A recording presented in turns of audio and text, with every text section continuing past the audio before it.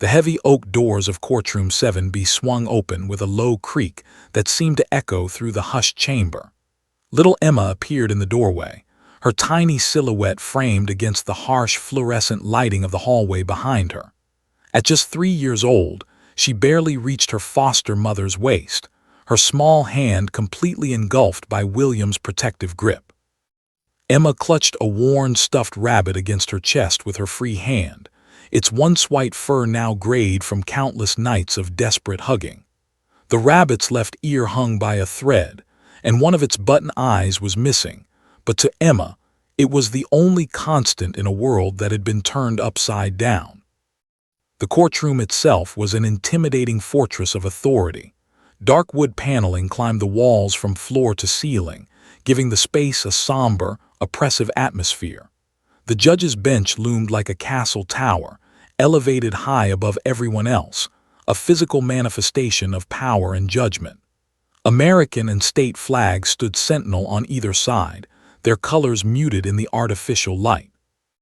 Rows of wooden benches stretched across the gallery, filled with lawyers, social workers, court officials, and the two people Emma both loved and feared most in the world, her biological parents. Judge sat at her bench, her black robes making her appear both stern and somehow distant, like a figure from a storybook rather than a real person. She was in her mid-50s, with silver-streaked hair pulled back in a neat bun and reading glasses perched on her nose. Despite her imposing appearance, those who knew her understood that beneath the judicial exterior beat a heart that ached for the children who passed through her courtroom. She had presided over hundreds of custody cases in her 20-year career, but something about Emma's case had kept her awake at night. The reports from the child psychologist were deeply troubling. This little girl had retreated so far into herself that reaching her seemed almost impossible. As gently guided Emma down the center aisle, the sound of their footsteps seemed unnaturally loud in the silent courtroom. Emma's small Mary Jane shoes made soft clicking sounds against the marble floor, each step hesitant and measured. The toddler's eyes were wide with fear, darting from side to side like a trapped animal searching for escape routes. Her breathing was shallow and rapid, visible in the slight rise and fall of her small chest beneath her pink dress. A dress had carefully chosen that morning, hoping the bright color might lift Emma's spirits. It hadn't worked. This was the third scheduled court date for Emma's custody hearing. The first time 2 months ago, Emma had refused to even enter the building, screaming and clinging to his neck with such force that her foster mother had bruises for days afterward. The second attempt, 6 weeks later, had gotten them as far as the courtroom doors before Emma had dissolved into silent, shaking sobs that wouldn't stop for hours. The child psychologist, Dr. Sarah, had strongly advised against another attempt, warning that forcing Emma to testify could cause psychological damage that might take years to heal, if it healed at all. But the legal system had its requirements, and Judge had exhausted all other options. Without Emma's testimony, the custody decision would be made based solely on competing narratives from two parents who had very different stories to tell. Emma's father sat at the defendant's table on the left side of the courtroom. He was a tall man with broad shoulders and calloused hands that spoke of years of construction work. His suit looked uncomfortable on him, borrowed or rented for the occasion, and he kept tugging at the collar as if it were strangling him. His face was a mixture of determination and barely concealed anxiety. His lawyer, a sharp-dressed woman named Mills, had her briefcase open with neatly organized files spread before her, ready to argue that had completed his anger management courses and was ready to be a father again. On the opposite side sat Lisa, Emma's biological mother, her hands twisted together in her lap so tightly that her knuckles had gone white. She was a petite woman who looked much older than her 28 years, worry lines etched deeply around her eyes and mouth. Her lawyer, an older gentleman named Robert, occasionally leaned over to whisper words of encouragement, but Lisa barely seemed to hear them. Her eyes were fixed on Emma with an expression of such profound sadness and longing that it was painful to witness. She had left 8 months ago, finally gathering the courage to take Emma and flee to a women's shelter. But by then, the damage had been done, and Child Protective Services had made the difficult decision to place Emma in foster care while both parents worked to prove they could provide a safe home. Williams guided Emma to the witness stand area, a raised platform with a single chair that seemed absurdly large for such a small child. Was 52 years old, a former elementary school teacher who had been fostering children for the past decade after her own children had grown and moved away. She had fostered 17 children over the years, but Emma had captured her heart in a way none of the others had.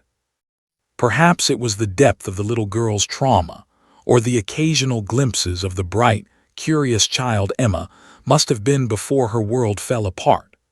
Had submitted her own petition to adopt Emma permanently, a decision that had been met with fierce opposition from both biological parents, despite their own inability to provide a stable home.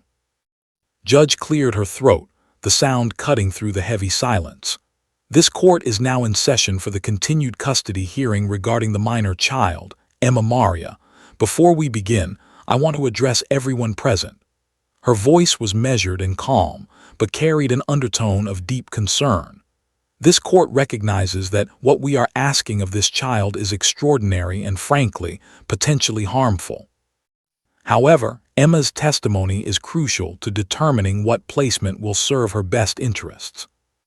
She looked directly at Emma, softening her expression as much as her judicial role would allow. "Emma, sweetheart, no one here wants to scare you. We just want to help you be safe and happy. Can you do that for us? Can you try to answer some questions?" Emma's response was to bury her face completely against shoulder, her small body beginning to shake with silent sobs. No sound came from her throat, just the awful, suffocating silence of a child whose voice had been stolen by trauma. The worn rabbit fell from her grip, landing on the courtroom floor with a soft thump that seemed to echo in the stillness. Picked up the rabbit and placed it gently back in Emma's arms, then wrapped both arms around the trembling child. She looked up at Judge with tears in her own eyes and shook her head slowly. The message was clear. Emma couldn't do this. Not today. Maybe not ever. The court reporter's fingers hovered over her stenography machine, waiting for words that weren't coming. The bailiff shifted uncomfortably by the door, leaned forward in his chair, his face crumbling as he watched his daughter's distress. Lisa had her hand pressed over her mouth, fresh tears streaming down her face. Both lawyers exchanged glances, recognizing that no amount of legal maneuvering could solve this particular problem. Judge removed her glasses and rubbed the bridge of her nose, the weight of the decision before her pressing down like a physical burden. She had two parents who claimed they were ready to provide Emma with a home, and one foster mother who had proven she could provide stability and safety. But without Emma's input, how could she possibly know what was best for this terrified little girl? "We'll take a 15-minute recess," Judge announced, her voice heavy with resignation. "Perhaps some time to compose ourselves will help." As she spoke those words, no one in that courtroom could have imagined that the next 15 minutes would bring an unexpected visitor, one with 4 legs and a gentle heart, who would change everything. Emma's silence wasn't a choice. It was a prison built from fear, trauma, and a survival instinct that had kicked in when her young mind couldn't process the chaos surrounding her. 6 months earlier, on a cold March evening, police officers had responded to a domestic disturbance call at the apartment in a rundown section of East Side Detroit. Neighbors had reported screaming, the sound of breaking glass, and a child crying. When officers Reeves and Thomas Park arrived at apartment 4C, they found drunk and enraged, a shattered lamp scattered across the living room floor, and Lisa huddled in the corner with Emma clutched to her chest. But it was Emma's face that Officer Reeves would never forget, a 3-year-old child with eyes that had seen far too much, staring blankly at nothing, her small body rigid with terror. She wasn't crying. She wasn't making any sound at all. Just that hollow, empty stare that spoke of a soul that had retreated somewhere deep inside where the monsters couldn't reach. That night, Emma had been removed from her home and placed in emergency foster care, beginning a journey through a system designed to protect children, but often leaving them more broken than before. The trauma, however, hadn't begun that night. It had been building for months, perhaps even years. Hadn't always been a violent man.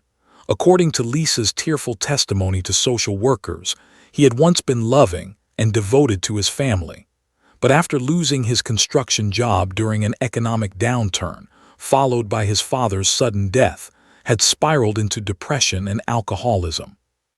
The man who had once read bedtime stories to Emma became someone unrecognizable, prone to explosive rages, violent outbursts, and days-long drinking binges that left him unconscious on the couch while Emma tiptoed around him like a ghost. Lisa had tried to shield Emma from the worst of it, but a mother's love couldn't stop the sound of screaming arguments at 2 in the morning, couldn't prevent Emma from witnessing her father punch holes in walls, couldn't erase the memory of the night had thrown a coffee table across the room, missing Lisa's head by inches while Emma watched from her bedroom doorway. Each incident had carved away another piece of Emma's sense of safety, until there was nothing left but raw, consuming fear. The little girl had developed coping mechanisms that broke the hearts of everyone who learned about them. She would hide in her bedroom closet at the first sound of raised voices, squeezing herself behind the hanging clothes with her hands pressed over her ears. She had worn a path in the carpet from her bedroom to that closet, going there so often that it had become her safe space, a dark, cramped sanctuary where she felt invisible. Sometimes Lisa would find her there hours later, still awake, still silent, just rocking back and forth with her stuffed rabbit pressed against her face. Dr. Sarah, the child psychologist assigned to Emma's case, had spent 3 months working with the little girl, trying to unlock the words trapped inside. Her office was deliberately designed to be non-threatening: soft lighting, colorful toys, comfortable beanbags instead of clinical furniture. During their first session, Emma had simply sat on the floor and stared at the wall for 45 minutes straight, unresponsive to doctor's gentle questions and invitations to play. The psychologist had never seen a child so thoroughly shut down. Over time, Doctor had made some progress. Emma would occasionally engage in play therapy, using dolls to act out scenarios. But the scenarios she created were heartbreaking: dolls hiding under furniture, dolls crying silently, a daddy doll yelling while a mommy doll and baby doll cowered in the corner. When Doctor would ask Emma to tell her about what the dolls were doing, the little girl would simply shake her head and return to silence. The trauma had stolen her voice as surely as if someone had physically taken it from her. Emma's drawings were even more revealing. Art therapy often helped children express what they couldn't verbalize, and Emma was no exception. But her artwork was disturbing in its consistent darkness. She drew pictures using only black and dark blue crayons, images of a tiny figure hiding under a bed, a little girl with her hands over her ears, a house with angry scribbles surrounding it. In one particularly haunting drawing, Emma had sketched a small figure inside what appeared to be a closet, with red slashes outside the closet door. When Doctor asked what the red represented, Emma had simply pointed to the image and whispered a single word: loud. Williams had witnessed Emma's struggles firsthand during their 6 months together. The first night Emma came to stay with her, the little girl had immediately searched the house until she found a closet, then had tried to sleep there instead of in the comfortable bedroom had prepared. It had taken weeks of patience, consistency, and gentle reassurance before Emma would sleep in an actual bed. Even now, Emma would sometimes wake up in the middle of the night and would find her sitting in the hallway closet, silent tears streaming down her face. The selective mutism, Emma's inability to speak in certain situations despite being physically capable of speech, had begun to improve slightly at home with. In the safety of the small, quiet house, Emma would occasionally say a few words: hungry, juice please, good night. Simple words carefully chosen, spoken in a whisper so soft that had to lean close to hear them. But outside that safe environment, Emma's voice simply disappeared, At the pediatrician's office, silence. At the park, silence. And now, in this courtroom filled with strangers and the parents whose relationship had created her nightmares, complete, absolute silence. Had tried everything to prepare Emma for today. They had talked about the courtroom, looked at pictures, practiced with dolls. Doctor had conducted special sessions focused on helping Emma understand that speaking in court wasn't about getting in trouble or making anyone angry. It was about helping the judge understand what Emma needed to be happy and safe. But all the preparation in the world couldn't overcome the wall of fear that rose up when Emma actually found herself in that imposing space. Now, during the recess, Judge had carried Emma to a small witness room adjacent to the courtroom. It was a space designed for children, with softer lighting, a few toys in the corner, and chairs sized for small bodies. But even here, Emma remained trapped in her fear. She sat on his lap, her face buried against her foster mother's neck, her small body trembling like a leaf in a storm. "Sweet girl," whispered, gently stroking Emma's hair, "I know you're scared. But remember what Dr. Sarah told you. You're safe now. No one is going to hurt you.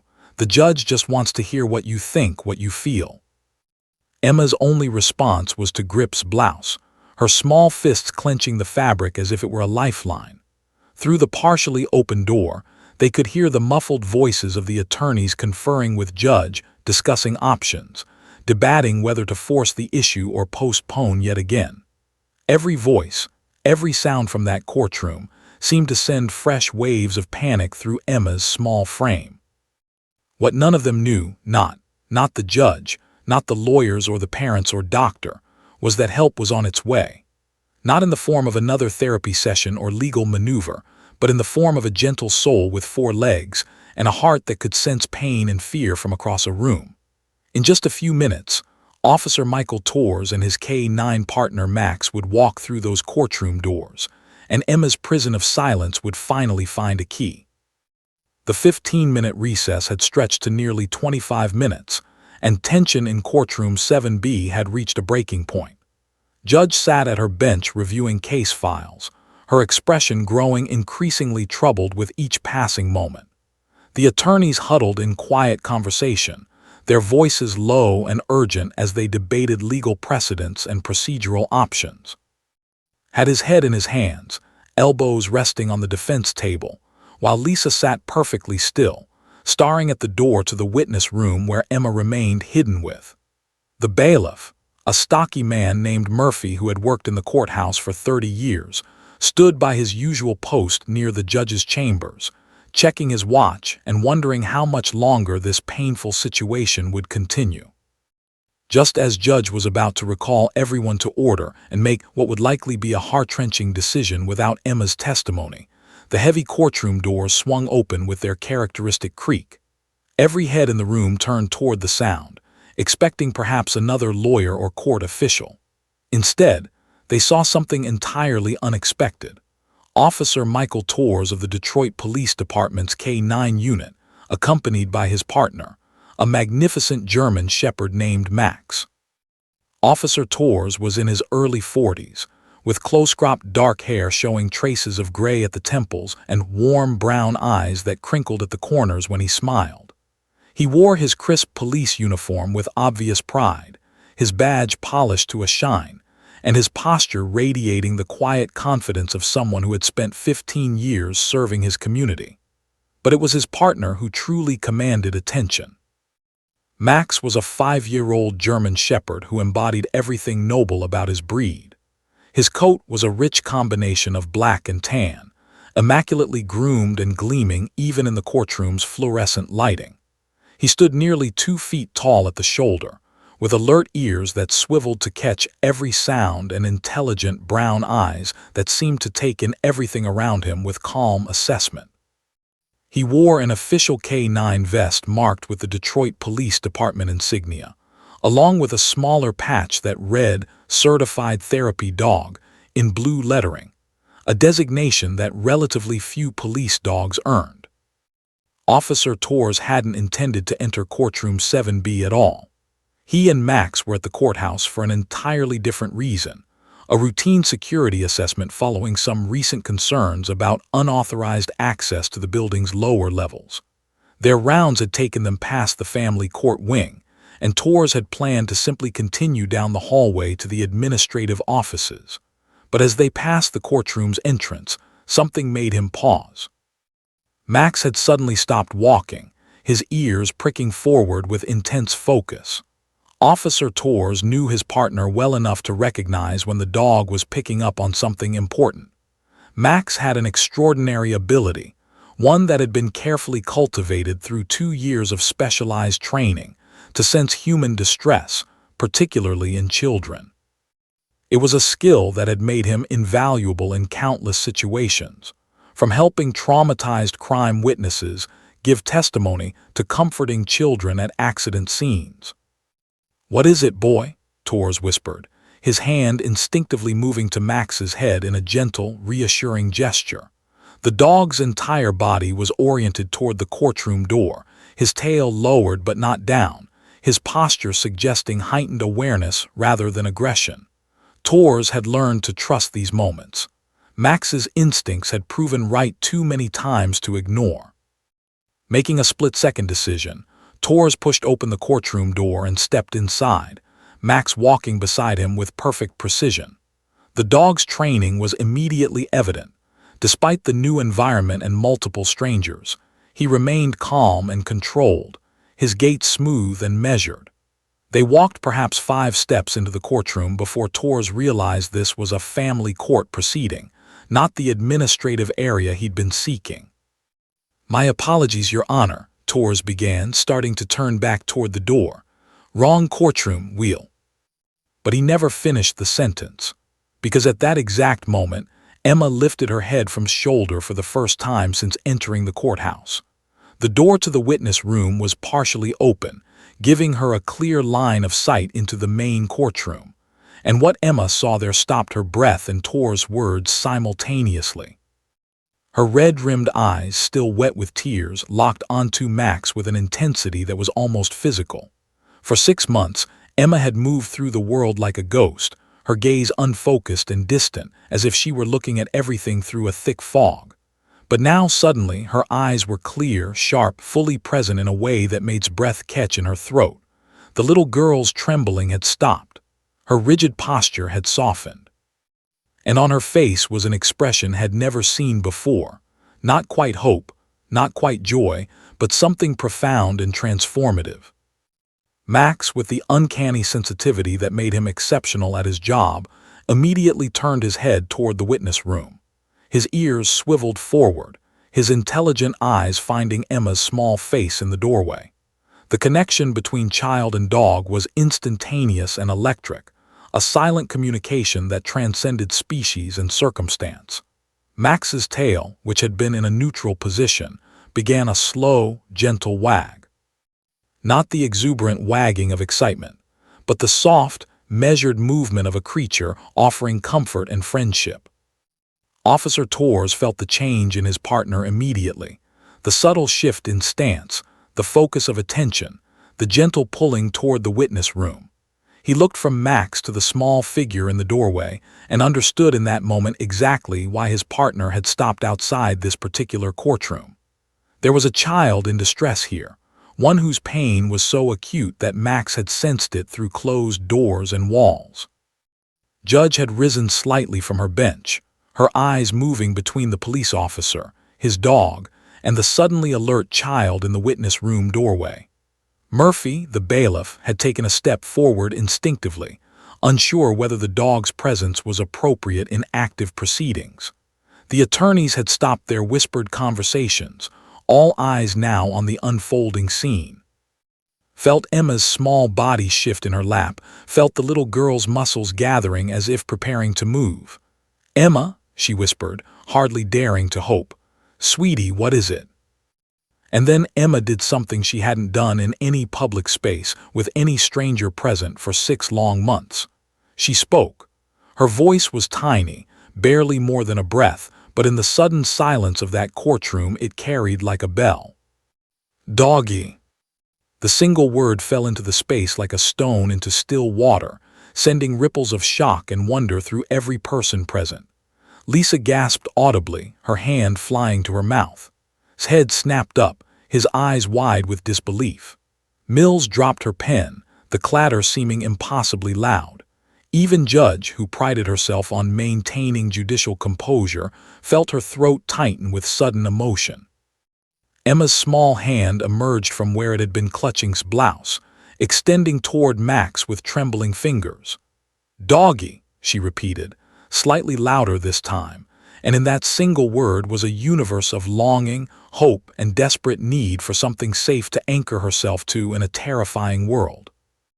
Officer Torres looked at Judge, a silent question in his eyes. The judge looked at Emma, then at Max, then back at Torres, and in that moment made a decision that would not only change Emma's life but would eventually transform how courts across the country handled traumatized child witnesses. She nodded. Judge's single nod was all the permission Officer Torres needed. He had worked with enough judges and prosecutors over his 15-year career to recognize when someone understood the potential of what was unfolding. With a gentle tug on Max's lead and a soft command, "Easy," Boy Torres began walking slowly toward the witness room where Emma stood frozen in the doorway, her small hand still extended toward the dog, her eyes locked on Max with an intensity that spoke of desperate need. Max moved with the practiced grace of a professional, each step measured and deliberate. His training had taught him to approach potential trauma victims slowly, giving them time to adjust to his presence, to feel in control of the interaction. As they crossed the courtroom floor, the click of Max's nails against the marble seemed to echo in the profound silence that had fallen over the room. No one moved. No one spoke.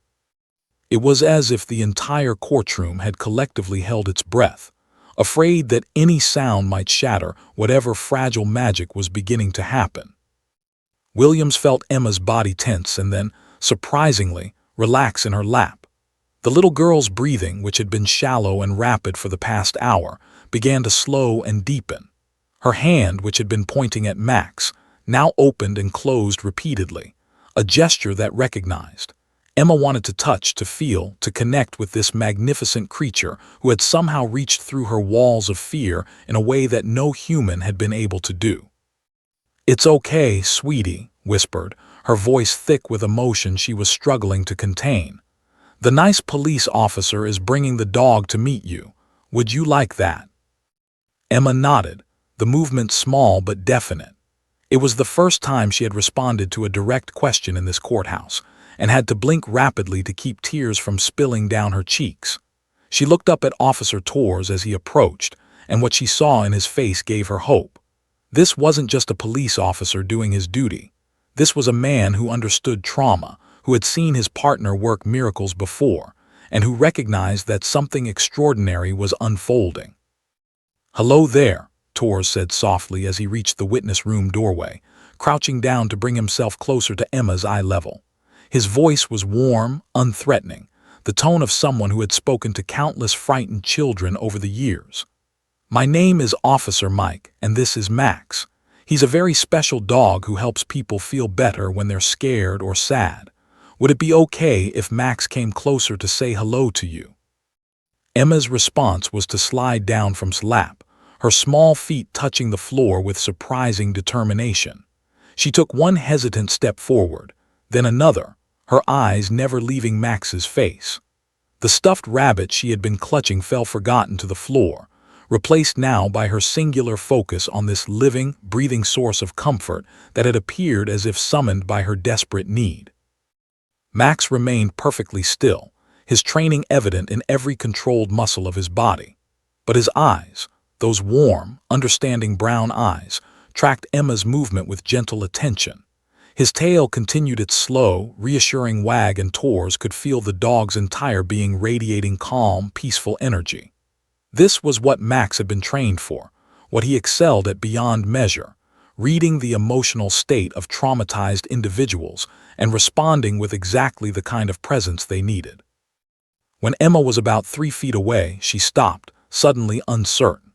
Her hand had reached out instinctively but now hung in the air between them, trembling slightly. The fear hadn't disappeared entirely. It was still there in the tension of her small shoulders, in the way her breathing hitched, but it was being challenged by something stronger: curiosity, longing, and the bone-deep need for something safe to hold onto. Max is very gentle, Tor said quietly. He loves children, especially brave girls like you. You can pet him if you'd like. He won't move until you're ready. At Tor's subtle hand signal, Max slowly lowered himself from a sitting position to lying down, making himself less imposing, more approachable. It was a move the dog had learned specifically for working with small children, making himself smaller, less threatening, more like a large stuffed animal than a powerful working dog. His head rested on his front paws, and he looked up at Emma with an expression that somehow conveyed both patience and invitation. Something inside Emma broke free at that moment. Perhaps it was the way Max had made himself vulnerable by lying down. Perhaps it was the absolute gentleness in his eyes. Or perhaps it was simply that after 6 months of humans trying to reach her with words and therapy and good intentions, here was a creature who asked nothing of her except to be present, to simply exist in the same space without demands or expectations. Emma closed the distance between them in 3 quick steps and dropped to her knees beside Max. Her small hand, which had been trembling in the air, landed on the soft fur of Max's head with a touch so gentle it was barely contact at all. Max's tail wagged a little faster, but otherwise he remained motionless, letting Emma set the pace and terms of their interaction. The transformation that came over Emma was visible to everyone watching from the courtroom. Her rigid, fearful posture melted away as her fingers sank into Max's thick fur. Her face, which had been pinched with terror and anxiety, softened into something approaching wonder. And then, to absolute amazement, Emma leaned forward and pressed her face against Max's neck, her small arms wrapping around the dog in a fierce hug that spoke of months of desperate longing for something safe to hold. Max remained perfectly still, accepting the embrace with the dignity and patience of a saint. His training had prepared him for this, for the moment when a traumatized child would finally reach out, finally trust enough to make contact. Tors had seen it dozens of times over the years, but it never failed to move him. There was something profoundly sacred about the moment when barriers fell and healing could begin. "Good boy," Tors whispered, his voice thick with emotion. Max's ear twitched at the praise, but the dog didn't move, didn't break the connection with Emma. He seemed to understand instinctively that this little girl needed him to be still, to be solid, to be the anchor in a storm that had been raging inside her for far too long. Judge had risen from her bench and moved to where she could see into the witness room more clearly, all pretense of judicial distance abandoned. Tears were streaming openly down her face as she watched the small girl cling to the therapy dog. Beside her, Murphy pulled a handkerchief from his pocket and wiped his eyes unashamedly. In the gallery, Lisa was sobbing quietly, her hands clasped together as if in prayer. Had his face buried in his hands, his shoulders shaking. The attorneys, who had spent hours preparing arguments and counterarguments about parental fitness and best interests of the child, found all their carefully crafted words suddenly meaningless in the face of this simple, profound moment of connection. Mills reached over and squeezed Robert's hand, a gesture of shared humanity that transcended their adversarial roles. Knelt down beside Emma, her hand resting lightly on the little girl's back. "He's wonderful, isn't he?" she whispered. Emma lifted her face from Max's fur just enough to look at, and what the foster mother saw in those eyes made her heart soar. For the first time in 6 months, Emma's eyes were clear, not clouded with fear or lost in trauma, but present, aware, and filled with something that looked remarkably like hope. "Stay," Emma whispered, the single word a question directed at Officer Tors, at Max, at the universe itself. "Doggy, stay." Officer Tors looked at Judge, and the judge looked back at him with an expression that was both a question and a plea. Tors had come to this courthouse for a routine security check. He had no official role in these proceedings, but as he looked at Emma clinging to Max, at the way the dog had unlocked something in this traumatized child that months of therapy hadn't been able to reach, He knew there was only one answer he could give. "Yes," he said firmly. "Max can stay with you for as long as you need him." What happened over the next 20 minutes would later be described by Judge as the most remarkable thing she had witnessed in 2 decades on the bench. With Officer Torr's permission granted and Max's calming presence established, Emma began to emerge from the shell of silence and fear that had imprisoned her for 6 months. It wasn't a sudden transformation. Healing never is, but rather a gradual unfurling, like a flower opening petal by petal toward the sun. Emma remained on the floor beside Max, her small body pressed against his warm, solid form as if drawing strength from every point of contact. Her fingers moved constantly through his fur, exploring the texture, finding comfort in the repetitive motion. Max, for his part, remained the picture of patience and professionalism. He adjusted his position slightly to make Emma more comfortable, shifting his weight so she could lean against him more easily, but otherwise he stayed remarkably still, his breathing slow and steady, a living, breathing anchor for a child adrift in trauma. Judge made a decision that would have been unthinkable an hour earlier. She ordered the bailiff to bring additional cushions from the jury room and instructed everyone to give Emma time, as much time as she needed. "This court," she announced, her voice still thick with emotion, "will proceed at the pace this child requires. We've asked her to do something extraordinarily difficult. The least we can do is allow her to do it on her own terms." William sat cross-legged on the floor beside Emma, close enough to provide support but far enough to give the little girl space to interact with Max. She watched in awe as Emma began to whisper to the dog, soft, barely audible words that were meant only for Max's ears. Couldn't make out everything Emma was saying, but she caught fragments. "Good doggy, soft, you're nice, not scared." Each word was a small miracle, a tiny victory over the trauma that had stolen this child's voice. Officer Torres had positioned himself nearby, sitting on one of the cushions the bailiff had brought, maintaining his connection with Max through subtle hand signals and soft verbal commands. He had worked with his K-9 partner for 3 years now, and he had seen Max help dozens of trauma victims, adults and children alike. But there was something particularly poignant about watching this tiny girl find solace in his dog's presence. Torres found himself blinking back tears more than once, maintaining his professional composure only through years of training and discipline. "Emma," Judge said gently from her bench, her voice soft and non-threatening, "would it be okay if Max stayed with you while we talked? You could keep petting him, keep him close, and maybe you could help us understand some things." Emma looked up at the judge, then back at Max. Her arms tightened around the dog's neck momentarily before she gave a small, tentative nod. It was the first direct acknowledgement she had made to anyone besides Max since entering the courthouse. "That's wonderful, sweetheart," Judge continued, her heart pounding with the hope that they might finally hear from this child. "You don't have to look at me if you don't want to. You can just talk to Max if that's easier. Can you tell Max about where you've been living, about Miss House?" For a long moment, Emma remained silent, her face buried in Max's fur.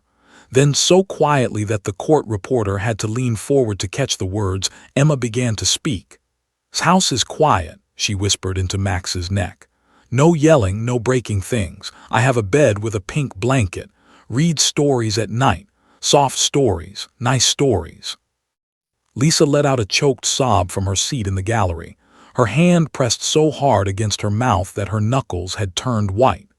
Sat rigid, tears streaming down his face, hearing his daughter describe peace and safety as if they were foreign concepts, because in his house they had been.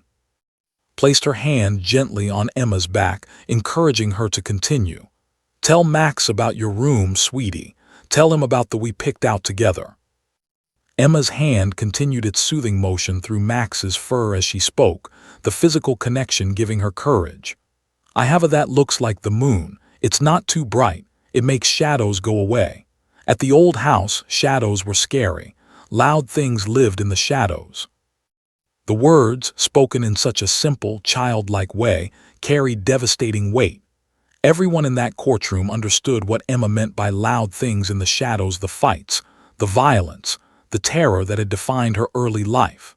Dr. Sarah, who had been called into the courtroom when Emma began speaking, stood near the back with tears streaming down her face. In 3 months of therapy, Emma had never been this articulate about her experiences. "Max," Emma continued, her voice gaining the tiniest bit of strength, "do you know what breakfast is like? Its house. It's quiet. We have pancakes sometimes, with syrup, and doesn't yell even when I spill. At the old house, spilling was bad. Everything was bad when the yelling started." Judge exchanged glances with the court reporter, ensuring every precious word was being captured. She then asked, as gently as she could, "Emma, can you tell Max about the old house? About what made you scared?" Emma's body tensed slightly, and Max seemed to sense it immediately.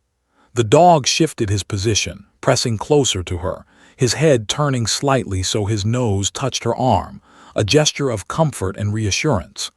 Emma took a shaky breath, her fingers gripping Max's fur a little. "The old house had loud sounds," she began, her voice dropping to barely above a whisper. "Daddy would get loud, Mommy would cry, things would break, crash, bang, boom. I would hide in my closet in the dark with Mr. Rabbit." She gestured vaguely toward her stuffed toy, which still lay on the floor where she had dropped it. "The closet was safe but dark and lonely, and I could still hear the loud sounds through the door." Officer Torres found himself clenching his jaw, fighting to maintain his composure. He had responded to countless domestic violence calls over his career, had seen the aftermath of abuse in hundreds of homes, but hearing it described through the eyes of a 3-year-old child, in her simple, devastating words, made it somehow more real, more heartbreaking than all the police reports and evidence photos ever could. "Sometimes," Emma continued, her voice breaking slightly, "Daddy would throw things. One time something hit the wall next to Mommy. I thought Daddy was trying to hurt Mommy. I was so scared. I wanted to help Mommy, but I was too little. I'm just little." "Oh, baby," whispered, her own tears flowing freely now. She wanted to scoop Emma up, to hold her and promise her that she would never have to be scared again. But she understood that Emma needed to tell this story, needed to release the poison that had been festering inside her for so long. Had stood up from his seat, his hands shaking, his face a mask of anguish and self-loathing. His attorney put a restraining hand on his arm, but he shook it off. "Your Honor," he said, his voice raw and broken, "I need to say something, please." Judge held up her hand. "Mr. Emma is speaking. We need to hear everything she has to say first. You'll have your opportunity." Nodded and sat back down, but he kept his eyes fixed on his daughter, this tiny girl he had failed so completely, who was brave enough to speak her truth while he sat paralyzed by shame and regret. Emma lifted her face from Max's fur and looked directly at Judge for the first time. Her eyes were red from crying, but there was something fierce in them now, something strong despite her fear. "I love Mommy," she said clearly. "I love Daddy too, but I'm scared of them. I'm scared of the loud house. I want to stay with. House doesn't have loud sounds. It has bedtime stories and pancakes, and that makes shadows go away." She turned her attention back to Max, pressing her forehead against his. "You make the scared go away too, Max, just like does. You're magic." The word magic hung in the air, and it felt appropriate. Because what was happening in Courtroom 7B was indeed magical, the kind of everyday miracle that happens when compassion meets need, when the right help arrives at exactly the right moment, when a traumatized child finally finds her voice. With Max's steady presence anchoring her and her small hand buried in his fur like a lifeline, Emma continued to speak. Each word seemed to come easier than the last, as if a dam inside her had finally cracked and the truth was flowing out in a torrent that couldn't be stopped. Judge leaned forward on her bench, her reading glasses forgotten in her hand, completely absorbed in the testimony of this remarkable 3-year-old child who was teaching everyone in the courtroom about courage, trauma, and the desperate human need for safety. "Can you tell us more about feeling scared, Emma?"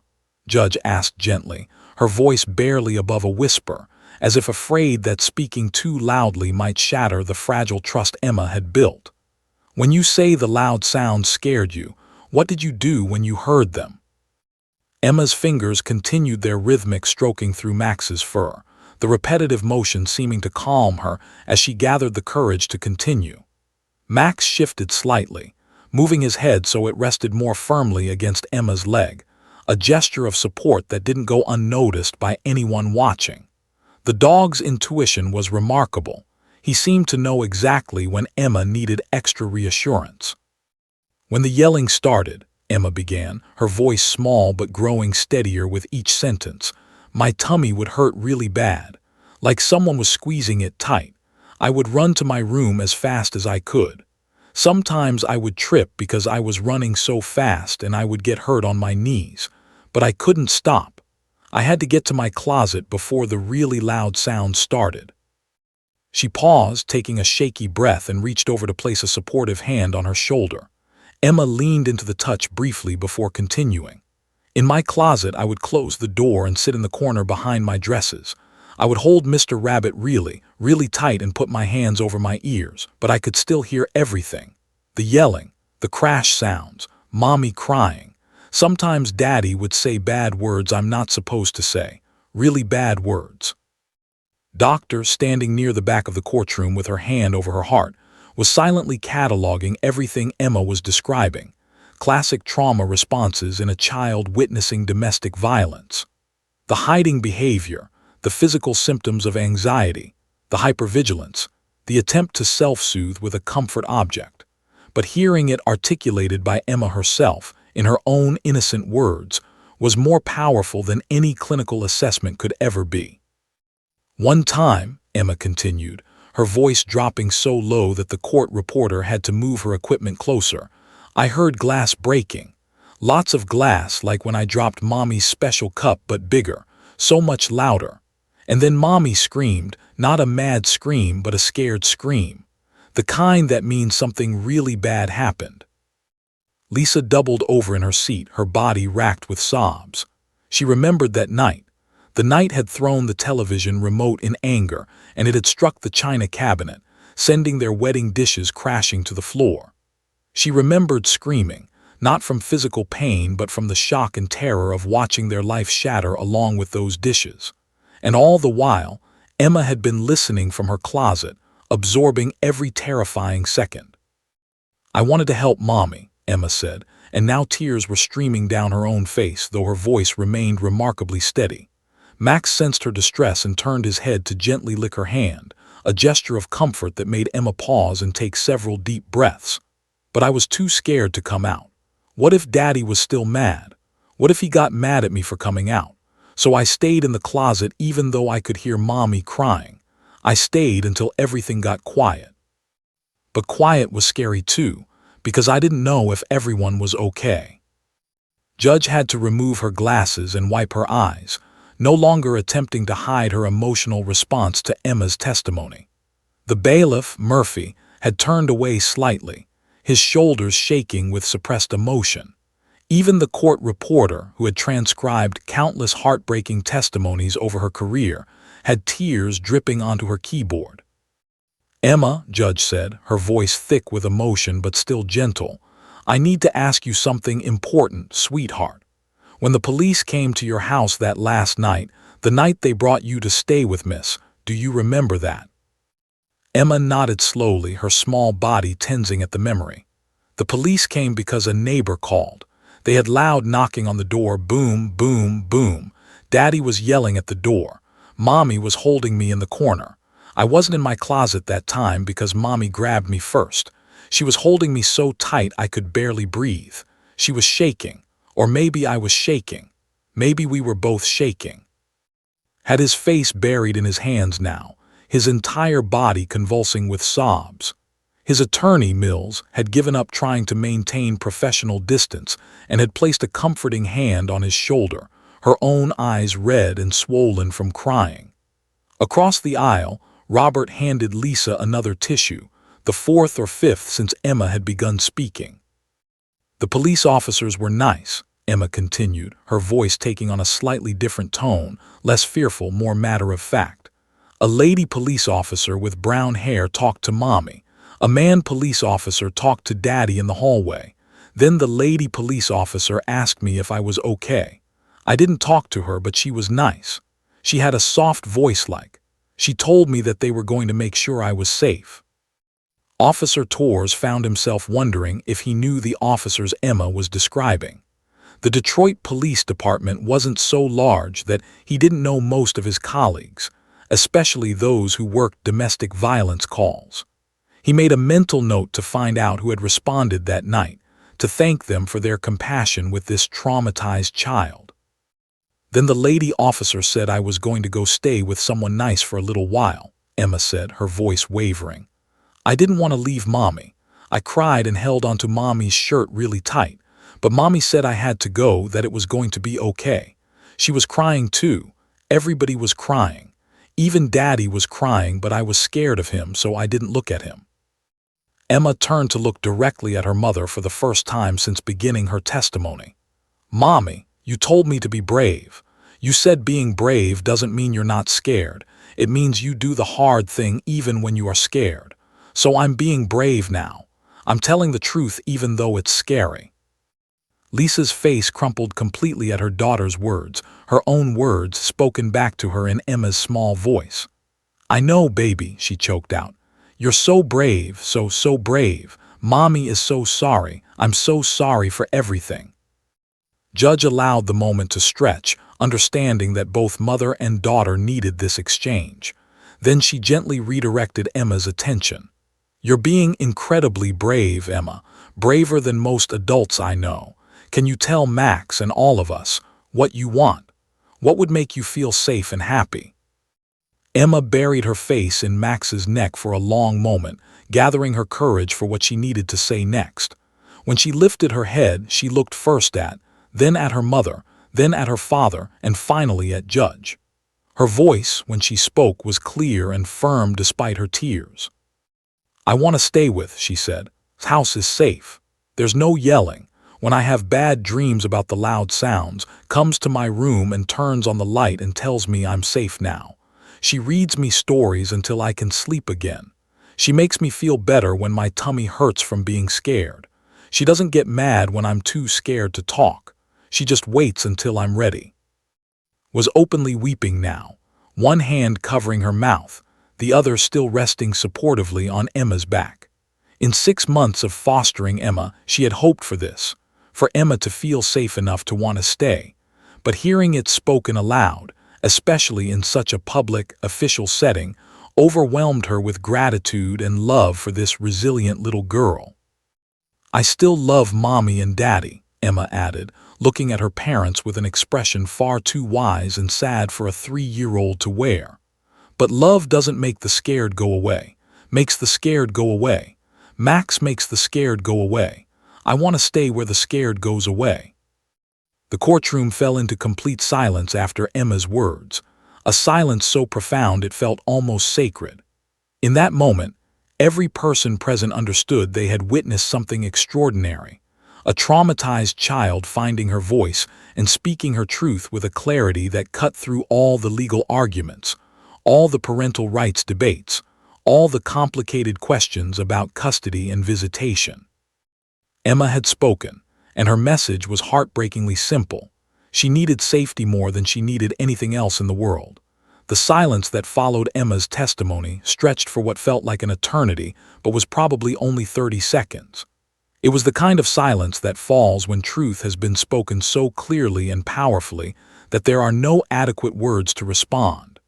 Judge sat motionless at her bench, her hand pressed against her chest, as if trying to physically hold her breaking heart together. The attorneys on both sides had abandoned all pretense of professional detachment, their carefully prepared arguments rendered meaningless by the simple, devastating honesty of a 3-year-old child. Then stood up. The movement was sudden enough that the bailiff instinctively took a step forward, his hand moving toward his side in a trained response to potential disruption. But there was nothing threatening in his posture, only the broken stance of a man who had just heard his failures catalogued by the person he loved most in the world. His face was wet with tears, his hands trembling so violently that he had to grip the table in front of him to stay upright. "Your Honor," he said, his voice cracking on every syllable, barely recognizable as human speech through the thickness of his emotion. I need to speak." Judge studied him for a long moment, weighing judicial protocol against basic human compassion. She had seen countless parents in her courtroom over the years, angry parents, defensive parents, manipulative parents who tried to game the system. But she had also learned to recognize genuine remorse and soul-deep anguish when she saw it.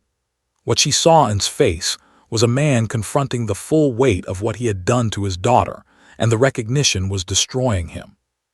"Mister," she said carefully, "this is highly irregular, but given the circumstances, I'll allow you to speak.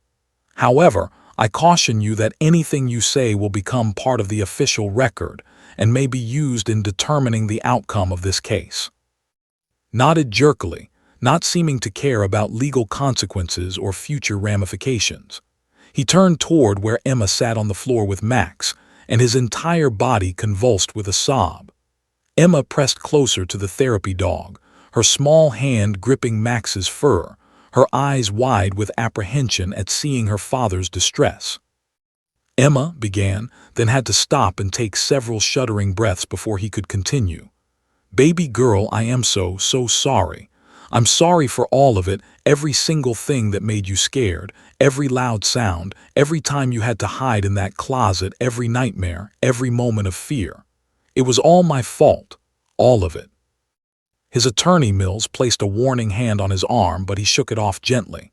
"No, Kat, she needs to hear this. Everyone needs to hear this."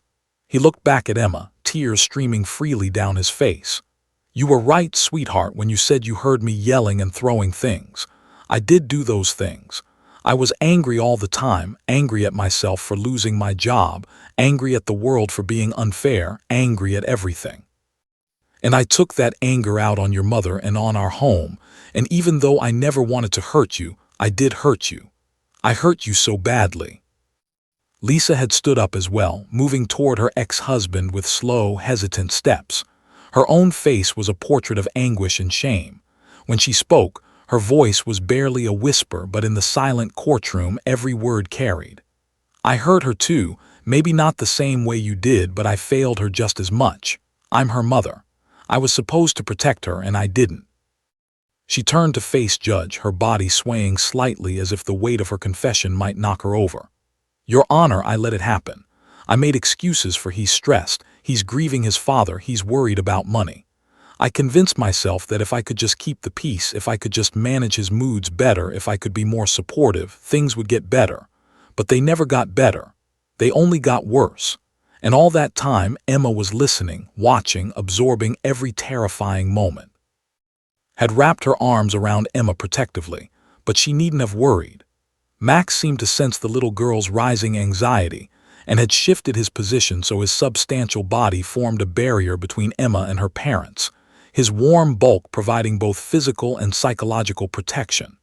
Emma's face was buried against Max's shoulder, but her eyes were visible, peeking out to watch her parents with an expression that mingled fear, confusion, and something that might have been hope. Took a step toward his daughter, then stopped himself, seeming to understand that his presence was frightening rather than comforting. "Watching you with that dog," he said, his voice breaking again, "seeing how you trust him, how you feel safe enough with him to talk when you couldn't talk before, it made me realize something. My baby is 3 years old and she trusts a dog she just met more than she trusts her own father. That's what I did. That's the man I became." He turned to face Judge directly, squaring his shoulders as if preparing to accept a death sentence. "Your Honor, I'm withdrawing my petition for custody. I don't—" His voice cracked, and he had to pause to compose himself. "I don't deserve to have Emma in my home. Not now. Maybe not ever. She's right to be scared of me. Everything she said in her testimony is true, and probably there are things even worse that she didn't say or doesn't remember or is too scared to talk about." Mills looked stunned, her mouth opening as if to object, but held up his hand. "I know what you're going to say, Kat. That I've completed my anger management program, that I've been sober for 4 months, that I have parental rights. But my daughter just told this entire courtroom that she loves me but she's scared of me. That's not a legal problem. That's a soul-deep failure as a father. And I won't put her through any more trauma just because the law says I have a right to try." The courtroom erupted in whispers, but Judge silenced them with a sharp look. Lisa was crying so hard she could barely breathe, her hands clutching at her chest as if trying to hold herself together. Robert, her attorney, had stood up beside her, offering tissues and support, but Lisa waved him away gently. "I'm withdrawing too," she said, her voice stronger than despite her tears. "Your Honor, I'm Emma's mother and I love her more than my own life. But is right. We both failed her. I failed to protect her from his anger, and I failed to leave soon enough to prevent the damage from being done. By the time I finally found the courage to take Emma and go to the shelter, she was already so traumatized that she couldn't speak." She looked at Emma with an expression of such profound love and grief that it was almost unbearable to witness. "My baby girl shouldn't have to be brave. She's 3 years old. She should be playing with dolls and learning her ABCs and worrying about nothing more serious than whether she can have ice cream for dessert. Instead, she's had to develop survival strategies, hiding in closets, staying silent, making herself small and invisible. I did that to her by staying too long, by hoping things would change when I should have been protecting her." Lisa took a deep, shuddering breath and straightened her spine with visible effort. "Miss Williams has given Emma what we couldn't: safety, stability, peace. That house Emma described, the one with quiet mornings and bedtime stories and that chase away shadows, that's what every child deserves. That's what we should have given her from the beginning. So I'm withdrawing my custody petition as well. I'm asking this court to allow Miss Williams to adopt Emma permanently." The courtroom exploded into chaos. Reporters in the back gallery frantically typing on their phones, court officials whispering urgently to each other, and several people in the audience openly weeping. Judge brought her gavel down once, twice, 3 times before order was restored. And Lisa stood together, united for perhaps the first time in years, both of them looking at their daughter with expressions that conveyed both devastating loss and genuine love. "We're not asking to disappear from her life completely," said, his voice steadier now, as if making this decision had given him a strange sort of peace. "If Emma wants to see us, if she's ever ready for that, we'd like to be part of her life. But on her terms, when she's ready, if she's ever ready. We just want her to be happy and safe," Lisa added, her voice barely audible, "even if that means being happy and safe without us." Emma, still clinging to Max, lifted her head to look at her parents. For a long moment, she simply stared at them, processing what they had said in whatever way a 3-year-old mind could process such a monumental sacrifice. Then, in a voice small but clear, she said something that shattered every remaining heart in that courtroom. "Thank you for being brave, too."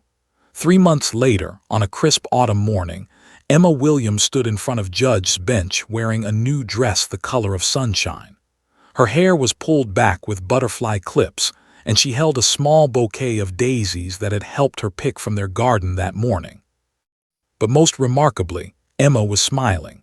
Not the tentative, uncertain smile of a child still learning to trust, but a genuine, bright smile that lit up her entire face and erased years from Judge's worried heart.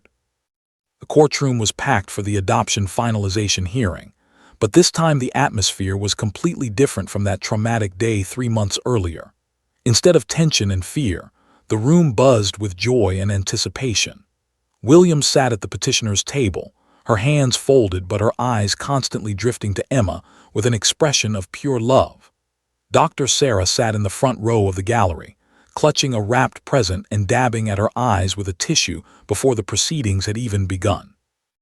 And standing near the back, in full dress uniform, was Officer Michael Torres with Max at his side, both of them there to witness the happy ending their unexpected arrival had made possible. Judge smiled warmly as she looked at the documents before her. "Well, Miss Emma, we're here today for a very special occasion. Miss has asked if she can officially become your forever mother, and you've told Dr. Sarah and the court that's what you want too. Is that still true?" Emma nodded enthusiastically, then remembered what had taught her about using words. "Yes, Your Honor, I want to be my real mom, forever and ever." "Forever and ever sounds just about right," Judge said, her voice thick with emotion.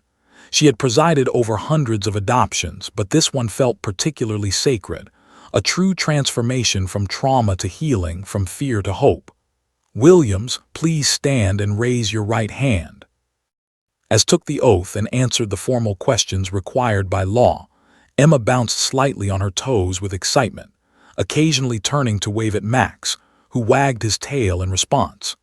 The transformation in this child was nothing short of miraculous.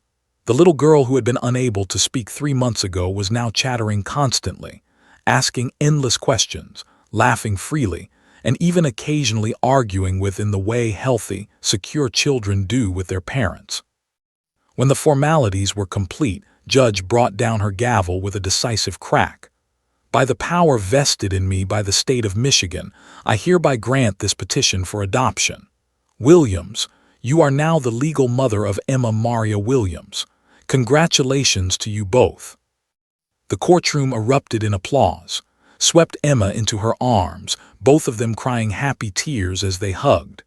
Doctor rushed forward with her gift, a storybook about a little girl and her mother. Even the bailiff, Murphy, was grinning and wiping at his eyes unashamedly. But the story didn't end with the adoption finalization. Emma's case had sent ripples far beyond that single courtroom. Judge, deeply moved by what she had witnessed, had written a lengthy article for the Michigan Bar Journal titled, "When Words Fail: The Role of Therapy Animals in Facilitating Child Testimony." The piece had been reprinted in law journals across the country, sparking conversations in family courts from California to Maine about trauma-informed practices and alternative methods for helping frightened children participate in legal proceedings.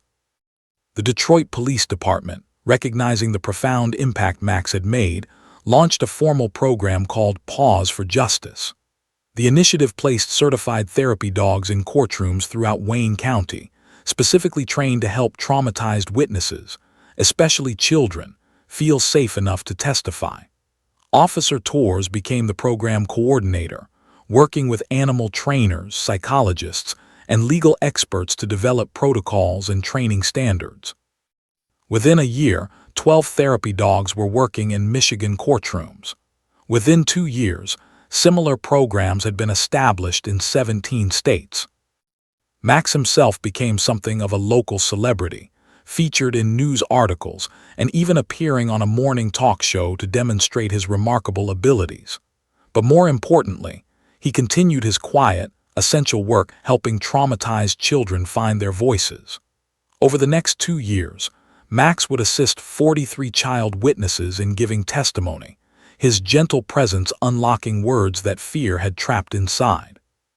Each child who spoke because of Max was a small miracle, but Officer Torres never forgot that Emma had been the first, the little girl whose courage had sparked a revolution in how courts approached childhood trauma. Emma's biological parents kept their promise about working on themselves, entered a long-term residential treatment program for addiction and anger management, spending 6 months in intensive therapy dealing with the root causes of his violence. Lisa joined a support group for survivors of domestic violence, finally understanding that she too had been a victim and that her healing was as important as her daughter's. Both of them attended parenting classes, separately at first, then eventually together, learning healthy communication and conflict resolution skills they had never possessed. After a year of supervised therapy sessions with doctor present, Emma began seeing her biological parents for brief visits, first for an hour in a neutral location, then gradually increasing in length and comfort level. The first visit had been tense, with Emma clinging to his hand and barely speaking. But Lisa didn't push. They simply sat with their daughter, read her stories, played quietly with toys, and most importantly, gave her absolute control over the pace and nature of their interactions. By the time Emma turned 5, she had developed a new kind of relationship with Lisa, not as her primary parents, but as beloved adults in her life who had made terrible mistakes but were working hard to become better people. She called them by their first names now, saving Mom exclusively for, but there was genuine affection in her voice when she talked about her visits with and Lisa. She drew pictures for them, brought them to show and tell when her kindergarten teacher asked students to talk about important people in their lives, and even invited them to her 5th birthday party, a milestone that made everyone cry for very different reasons than they had cried in that courtroom 2 years earlier. Had kept her promise to get a dog like Max. A golden retriever puppy named Sunny joined their household when Emma was 4, and the little girl who had once been too traumatized to speak became the most enthusiastic dog care assistant anyone had ever seen. She helped train Sunny, walked her around the block holding his hand, and fell asleep every night with the golden retriever curled up at the foot of her bed, a living that chased away bad dreams. Officer Torres and Max remained regular visitors to the Williams household, stopping by every few months for what had become known as Emma and Max days. During these visits, Emma would show Max all her latest accomplishments, her artwork, her reading skills, her growing collection of stuffed animals that now included 3 different toy German shepherds. Max would sit patiently through these presentations, his tail wagging, his gentle eyes conveying understanding and pride. Torres would stay for tea and cookies, swapping stories about Emma's progress and the other children Max was helping. On Emma's 6th birthday, the police department awarded Max a special commendation for his service to the community. Emma was invited to the ceremony and given the honor of placing the medal around Max's neck. Standing on a small platform in front of dozens of police officers and city officials, Emma spoke into the microphone with confidence that would have been unimaginable 3 years earlier. "Max is a hero," she announced to the assembled crowd. "He saved me when I was too scared to talk. He showed me that being brave isn't about not being scared. It's about doing hard things even when you're scared. Because of Max, I found my voice.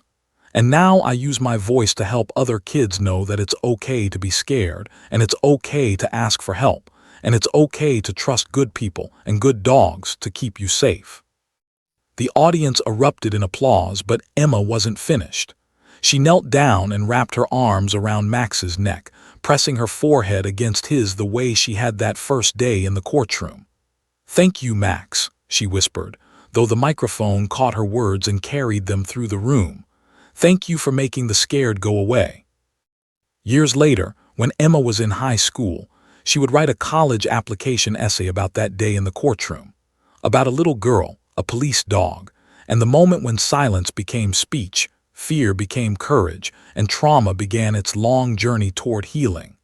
She would go on to study social work, specializing in childhood trauma, inspired by the people who had saved her and determined to help other children find their voices the way she had found hers. But on this autumn day, as Judge signed the final adoption papers and Emma officially became Emma Maria Williams, none of that future was visible. There was only this moment, a new family formed, a traumatized child finally safe, and a therapy dog who had done what he was trained to do, help someone in pain find hope again. And that, Judge thought as she watched Emma and embrace, was magic enough for anyone.